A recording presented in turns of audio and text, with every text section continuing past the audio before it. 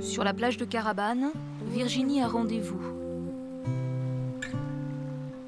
Rendez-vous avec un bateau qui passe au large 4 fois par semaine sans savoir qu'elle est là.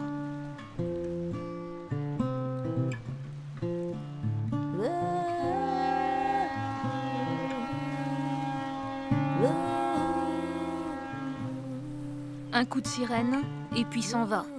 Mais parce qu'il ne s'arrête plus jamais à Carabane, c'est toute la vie de Virginie qui a chaviré.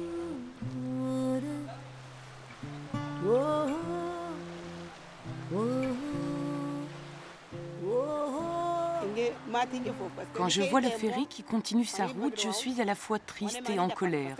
S'il faisait escale ici comme avant, je pourrais gagner de l'argent. Il n'y a plus de travail sur l'île. On se lève, on regarde nos enfants et on n'a rien à leur donner. Alors il vaut mieux partir loin d'ici. Si le bateau pouvait s'arrêter à Carabane, tout le monde reviendrait vivre ici.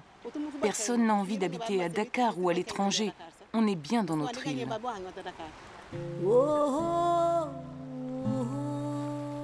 Inlassablement, le ferry Le Willis fait la navette entre Dakar et Ziguinchor.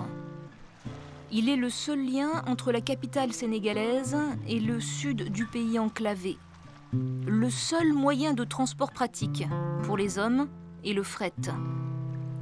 Mais depuis que le Willis a remplacé l'ancien ferry le Jola, l'escale de Carabane a été supprimée pour des raisons de sécurité. Une catastrophe économique pour tous les villages aux alentours.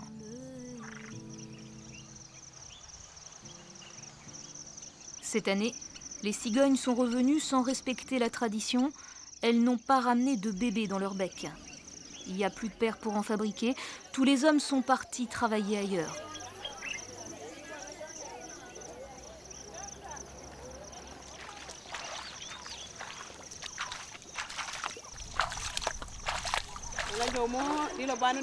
Je n'ai pas vu mon mari depuis presque 3 ans maintenant.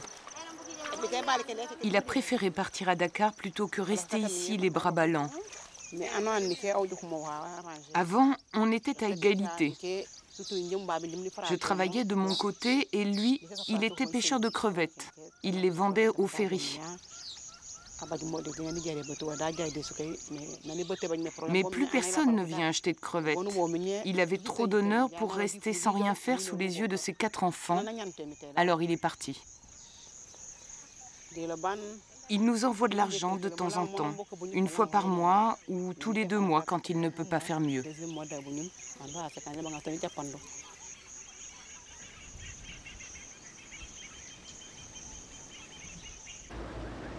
Dakar, loin, très loin de la Casamance. Devant l'entrée de l'usine de gaz, il y a Emmanuel, le mari de Virginie. Emmanuel qui attend de savoir s'il aura le privilège de travailler 10 heures pour gagner 3 €.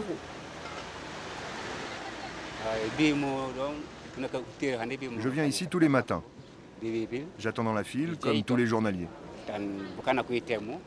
On nous appelle un par un. Si on ne m'appelle pas, je ne travaille pas. Il faut être patient. Il faut serrer les dents. Si j'avais le choix, je ne serais pas ici, mais avec ma famille.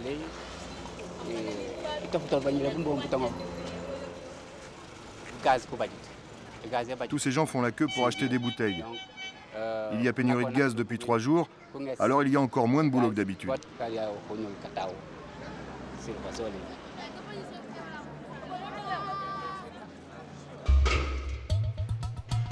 Il a de la chance aujourd'hui, Emmanuel. Il a gagné le droit de travailler. D'ici ce soir, il a 36 000 bouteilles vides à ranger.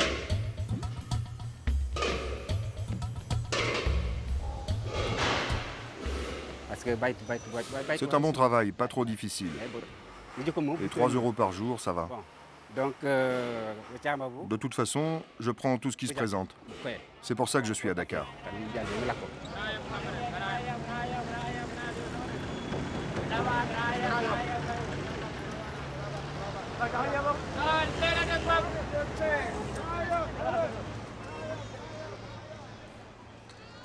Numéro 25, rue des Parcelles Assainies.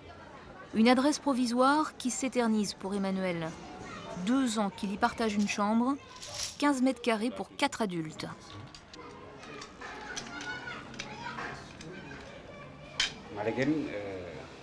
On vit ensemble, comme dans une grande famille. L'argent manque, mais au moins on est solidaires. On n'aime pas la solitude.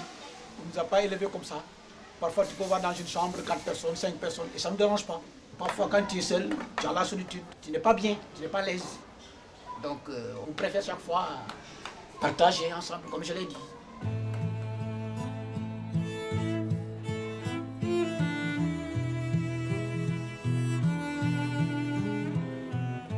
Tous pour un pour tous les coups durs surmontés ensemble. Emmanuel et les autres se sont arrêtés à Dakar. Mais la route de l'exil peut mener encore plus loin des siens, jusque devant les caméras de la télé française qui diffuse son journal au Sénégal. De jour comme de nuit, les autorités espagnoles sont rodées. Débarquement de nouveaux migrants, accueil par la Croix-Rouge. Et moins de 18 ans, vous restez ensemble. Hein. Et comme d'habitude, interdiction aux médias de communiquer avec les clandestins. Mais la nuit, la surveillance se relâche. À voix basse, certains se confient. Comment était la mer?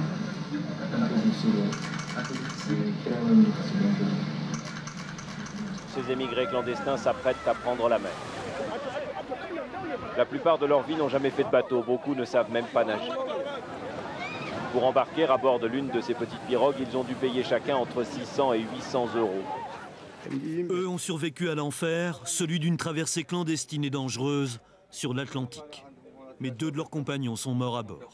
Si l'on croit en soi, si l'on croit en son pays, et surtout si l'on croit en Dieu, on ne peut pas prendre un tel risque.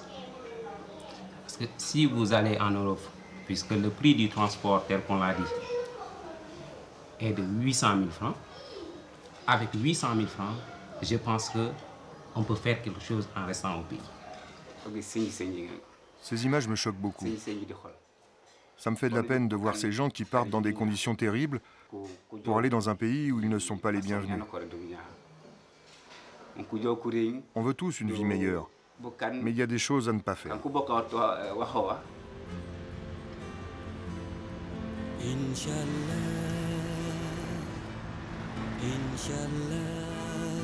Partir à n'importe quel prix.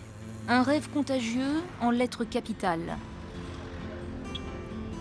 Emmanuel n'y a pas succombé, mais 20 000 Sénégalais l'ont déjà fait. Trop de chômage, pas d'avenir, il y a comme une cassure dans le pays. Et elle remonte, comme par hasard, au naufrage du Joola, il y a 4 ans. Depuis, le Sénégal n'est plus lui-même.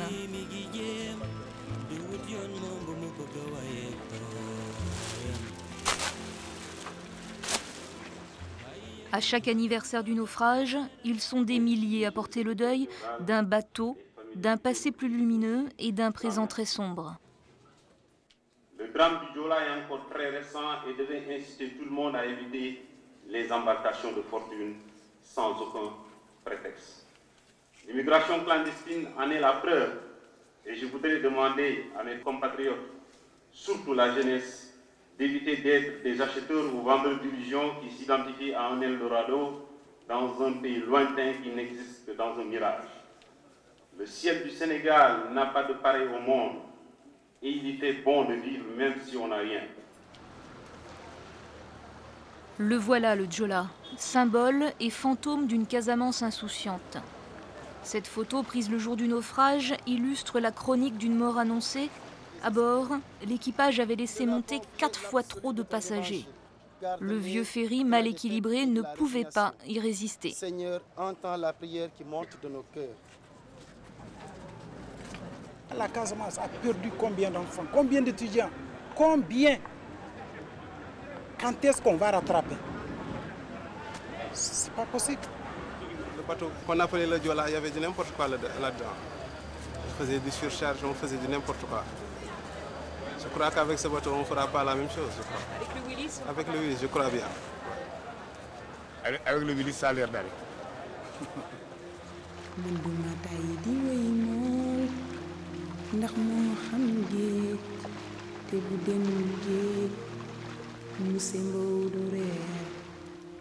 Quelque part en mer, il y a les vestiges d'un destin brisé, il y a l'épave fracassée du Jola et l'ombre de 2000 victimes.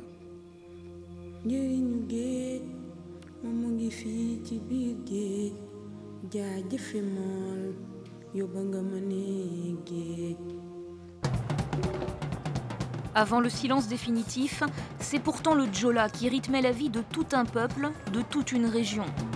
À Carabane, les pirogues prenaient d'assaut le ferry à chaque escale. Embarquement anarchique et périlleux sur fond de bousculade, ces images-là, le gouvernement sénégalais n'en veut plus.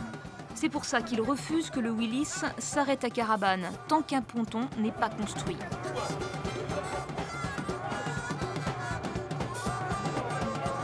Parmi les passagers du Jola, il y avait Hélène. Hélène, la riche commerçante, la maîtresse femme que nul ne pouvait ignorer. Attention, tu renverses mes bidons. Applique-toi, ça va pas du tout, tu fais n'importe quoi. Mets un coup de tampon vite, dépêche-toi un peu. Hé, mes chaussures, reviens-toi là-bas. Tu pars avec mes chaussures. Hélène n'était pas dans le Jola le 26 septembre 2002, mais elle est morte un peu quand même ce jour-là. Dans la banlieue de Dakar, où vivent de plus en plus de Casamançais exilés, elle a le seul frigo du quartier, alors elle vend de la glace.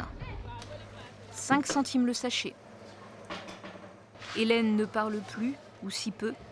Elle ne brasse plus d'affaires et ne sort pas de chez elle.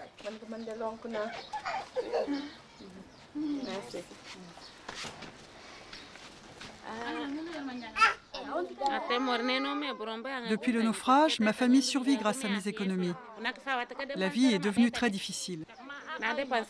Avant, les commerçantes voyageaient ensemble sur le Jola. Maintenant, on évite de se voir entre survivantes, parce qu'on pleure à chaque fois en pensant à toutes nos amies qui sont mortes.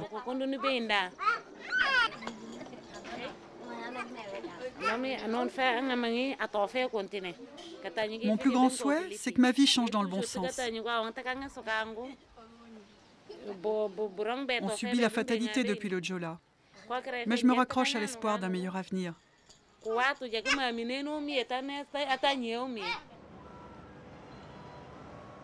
Aujourd'hui, pour la première fois, Hélène va monter à bord du Willis. Toutes les commerçantes de Casamance sont invitées à une réunion d'information. Soyez les bienvenus à bord du Willis. Car la Somat, la société marocaine qui exploite le ferry, voudrait bien séduire et rassurer ses clientes potentielles. Hantés par le naufrage, beaucoup n'ont jamais repris la mer. On est là pour vous aider. N'ayez pas peur de la Somat, n'ayez pas peur du Willis. Donc, il y a au moins 60 à 50 îles aux alentours de Carabane, qui ne dépendent que de Carabane. Donc il faut, vous qui travaillez avec les bateaux, faire quelque chose pour Carabane. Vraiment, l'escale de Carabane est très important. Très important pour nous. La sécurité n'a pas de prix. Je ne vois pas, madame, à ce qu'on s'arrête encore sur Rad. On est au 21e siècle et les passagers viennent avec les pirogues pour embarquer. Je suis entièrement d'accord avec vous. Donc, ce qu'il faut faire, presser le gouvernement, puisque c'est pas votre travail, ah oui, monsieur, oui, presser le gouvernement pour qu'il y ait un quai à Carabane. Jusqu'à maintenant, j'avais peur du bateau. Mais maintenant que j'ai assisté à cette réunion, je me sens plus rassurée. Ça m'a donné du courage. Ma fille peut vendre la glace du frigo à ma place. Et moi, je vais sans doute recommencer à naviguer. Hélène n'est pas la seule à vouloir repartir. Ce jour-là, la Somat a marqué des points. Bien sûr, la compagnie ne peut pas construire elle-même ce fameux ponton que tout le monde réclame à Carabane. Mais au moins, elle a vaincu l'appréhension des commerçantes. Ok, pour toutes les équipes, feu au Pullman bâbord côté couchette, feu au Pullman bâbord côté couchette, incendie s'est déclaré. Le Willis n'a aucun droit à l'erreur. Alors à bord, les exercices d'alerte comme celui-ci sont fréquents. Le blessé est inconscient. Mais la blessure n'est pas très profonde. Bon, maintenant, il y a eu l'alarme entre-temps. Maintenant, tu abandonnes directement sur l'embarcation. Pour les rassurer encore plus, il faut vraiment que notre standard soit très haut. Il ne faut pas qu'on lâche ou qu'on donne du mou, spécialement sur la sécurité.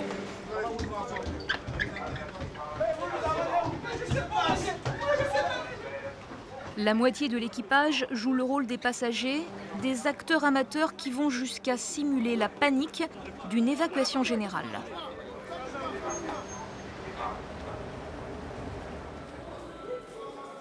Emmanuel aussi va monter sur le Willis pour la première fois. Il rentre enfin à Carabane, 15 jours de vacances après 3 ans d'absence. Bonsoir madame. Oui, bonsoir monsieur. Je voulais un billet pour Couchette. Vous partez ce soir? Oui. Je peux avoir votre pièce d'identité s'il vous plaît? Merci. Que la couchette c'est 12 500. 12 500? Oui. Ok.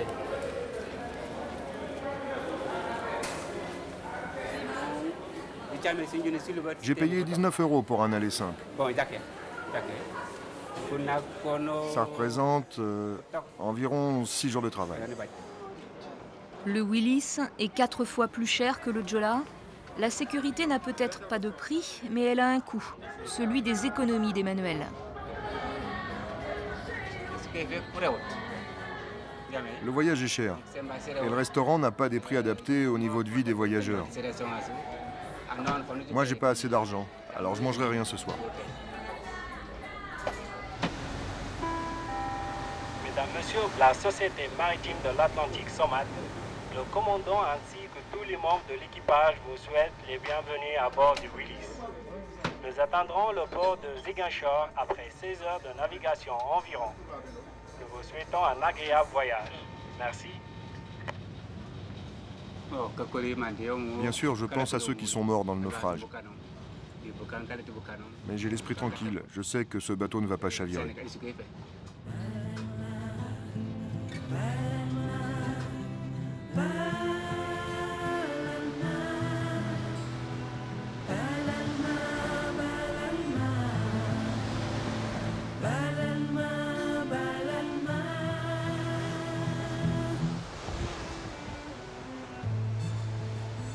Nous invitons à admirer l'île de Carabane sur votre côté droit. Merci. Emmanuel. C'est Emmanuel. Fadiga.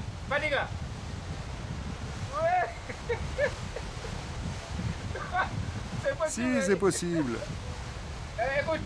Écoute, dis à Virginie que j'arrive demain. J'arrive demain. Ouais. On est là. Et on est là, en face de vous. Le projet de ponton à Carabane, ce serait super. Ça éviterait d'aller jusqu'à Ziguinchor et de faire un grand tour pour aller retrouver toute ta famille. Dans le poste de pilotage, quelques passagers ont droit à une visite guidée. L'équipage a pour consigne de distraire, de rassurer et si possible d'exaucer les demandes des clients. Carabane bi avant tout. Année prochaine ñu def kii bi quoi appontement à Carabane. nañ mën accoster à Carabane. Souvent on a des passagers qui viennent nous voir qui nous demandent de s'approcher un peu de Carabane avant de passer là-bas. C'est assez frustrant pour les populations de Carabane qui voient le Willis et qui ne peuvent pas le prendre à partir de Carabane. Donc nous, au niveau de la passerelle de navigation, on est confrontés à ce grand dilemme.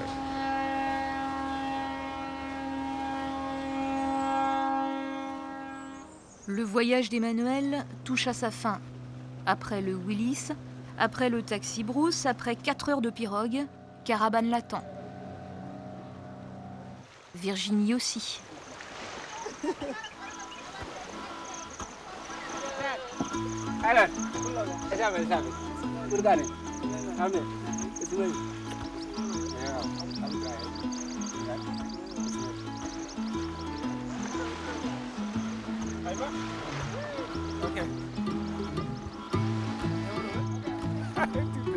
Je suis content de te voir. Laisse-moi porter ton sac.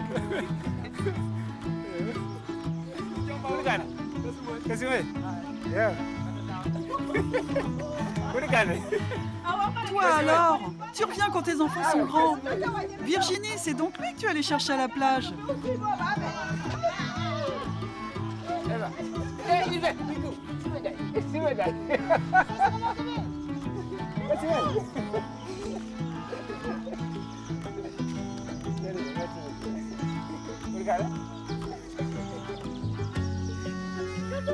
Ça fait si longtemps. Il est copain de Dakar. Qu'est-ce qu'ils deviennent?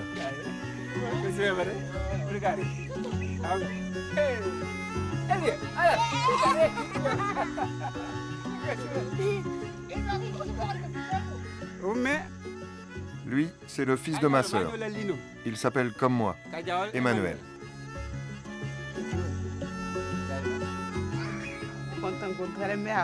Je n'en crois pas mes yeux. Je suis heureuse, très heureuse. On m'avait bien dit qu'il viendrait aujourd'hui, mais je n'osais pas vraiment y croire.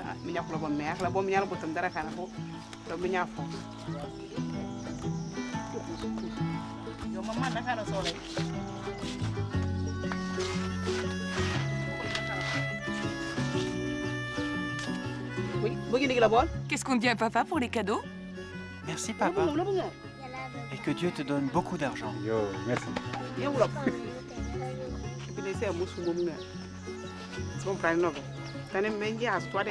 Pour moi, la seule chose qui compte, c'est qu'il soit là. Mais bien sûr, c'est toujours agréable de recevoir un cadeau. Le grand cadeau, c'est moi.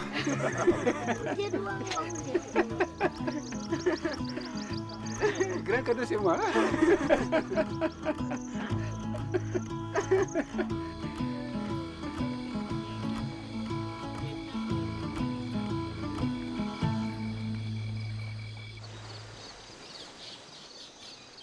Pendant ses vacances, Emmanuel a tous les environs de Carabane à aller saluer. Aujourd'hui, il rend visite à des cousins dans le port de Diogué, un port de pêcheurs méconnaissable au bout de 3 ans d'absence. Je suis très étonné. Avant, on ne savait même pas où amarrer sa pirogue. Il y avait des centaines de pirogues tout le long de la plage, jusqu'à l'embouchure. C'était une vraie pagaille. À Diogué, les dauphins sont presque les seuls désormais à s'intéresser aux poissons. Parmi les derniers pêcheurs du village, Félix. Il y a 2 mois, Félix est parti de Diogué avec 4 pirogues de clandestins, direction l'Espagne. Son passeur a rebroussé chemin pour éviter une tempête. Les 3 autres pirogues ont probablement coulé. Félix est donc un survivant. Un survivant qui veut repartir puisqu'à Diogué, il n'y a plus d'avenir. Il n'y a plus le Diola. Il n'y a rien. Il n'y a qu'un seul bateau qui passe ici, le Willis, il ne s'arrête même pas à Carabane. Il passe ici à Diogué, il dit bonjour, pam, allez, avec Ziguinchor. Il revient, pam. Quand tu n'as pas de l'argent, comment tu peux vivre? Est-ce que tu crois que tu vas repartir en pirogue? Mais ouais. La Casamance, sincèrement, c'est beau. Mais notre gouvernement n'a rien fait pour nous. Est-ce que sur mon village, le gouvernement a fait ici quelque chose? Qu'est-ce qu'il a fait ici? Ce n'est rien. C'est les étrangers qui viennent ici pour nous faire quelque chose. Les aides, c'est les étrangers qui viennent pour nous aider. Et tu vois même ça? Tu vois bien? C'est les Toubabs qui m'ont envoyé ça pour que je puisse lire. Tu vois? Et puis, c'est un livre français, c'est un voilier qui m'a envoyé. C'est pas le gouvernement sénégalais qui a fait ça. Ça, c'est les Français. C'est un voilier qui est venu ici avec sa femme. Et la femme, je l'ai expliqué, elle m'a aidé pour ça. A, Y, ça. Va, vi, vo, vu, ve. Tu vois? F, fa, fi, fo, fui, fait. Mais quand tu vois qu'on veut partir en Europe, c'est à cause de toutes ces petites choses-là. Voilà chez moi, à l'intérieur de chez moi. Vous voyez comment j'habite? Vous voyez les moustiquaires? On prend avec des épingles pour barrer des moustiques de rentrer. Ces moustiquaires-là à 5 ans ici. Et puis il y a beaucoup de moustiques comme des mouches. Vous voyez, quand je ouvre tout, vous allez voir. Et puis, c'est pas des lits. Vous voyez comment c'est? Vous voyez? Voilà ma radio, poste radio. Tu vois comment elle est? Pour écouter des informations. Chez toi, tu as ça? Tu as ça chez toi? Voilà. Voilà ma montre qui marche même pas. Ça marche? C'est pas la vérité. Nous aussi, on veut vivre comme les gens. On veut vivre, nous aussi. Nous sommes des humains. On veut vivre. Nous ne sommes pas des animaux. C'est vrai. Comment on va faire pour vivre? Il faut qu'on se perce. On se suicide dans l'eau, ou bien on rentre dans l'Europe, quand même. Même si tu meurs en pirogue. Moi, je m'en fous de la vie. Que je gagne ou bien que je meure, ça m'est égal à zéro. L'essentiel que je vive un tout petit peu. Un tout petit peu. C'est bon pour moi. Dans la rue, Félix ne croise plus beaucoup d'hommes de sa génération. Tous ont pris la mer en pirogue. Diogé y a gagné le triste honneur d'être à la une des journaux. Une humiliation supplémentaire pour le chef du village qui n'a pas su endiguer l'hémorragie. Diogé est une île située dans le département de Soye, en face de Carabane, est devenue depuis quelques mois le port d'embarquement d'où des milliers de ressortissants de la sous-région gagnent chaque semaine l'Espagne à bord de pirogues. Je ne peux pas nier que Diogé soit devenu célèbre à cause des clandestins. Le port est ouvert sur l'océan et la police a du mal à bloquer les pirogues. Moi, en tant que chef, je n'y peux rien. Tous ces départs, c'est à cause de la pauvreté.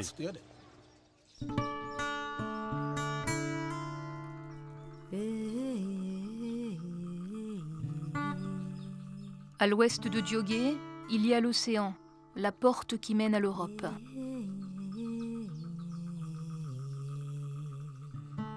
À l'est, il y a le fleuve. Emmanuel a choisi la seconde route, celle que l'on remonte en pirogue jusqu'à l'embarcadère du Willis. Retour vers Dakar, vers le travail incertain. Virginie est triste, mais elle comprend la situation. Elle sait que je ne peux pas gagner ma vie à la maison. C'est toujours difficile de se séparer, mais elle n'a pas essayé de me retenir.